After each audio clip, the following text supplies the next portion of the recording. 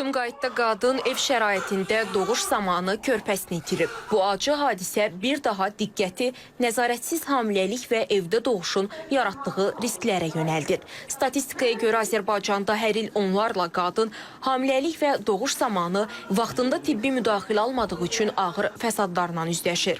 Ginekoloqlar deyir ki, evdə doğuş, xüsusilə də riskli hamiləliklərdə həyat üçün ciddi təhlükədir. Bətin daxili dövrdə, antinatal dövrdə dölün bətin daxili ölümü və yaxud inkişaf qüsurları baş verə bilər.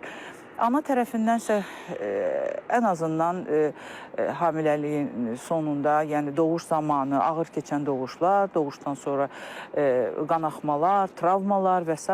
belə hallarla rastlaşmaq olar. Uşaqda isə ilkin neonatal dövrdə dediyimiz kimi bəzi problemlər yarana bilər.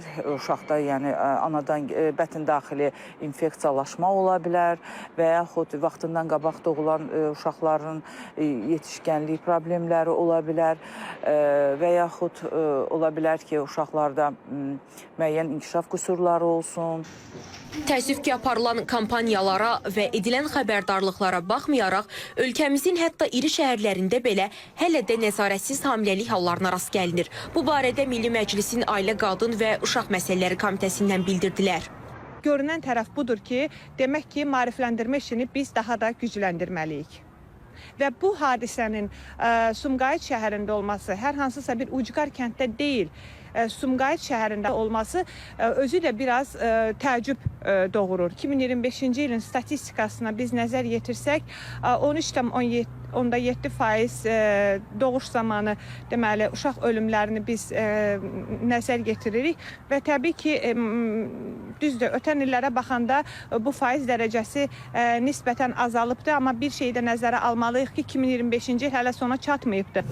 O da bildirildi ki, qadınların müraciət etməsi üçün ölkəmizdə xeyli sayda qadın məsləhətxanaları mövcuddur.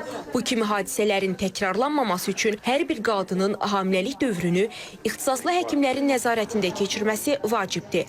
Çünki ana olmaq yalnız bir duyğu deyil, eyni zamanda məsuliyyətdir.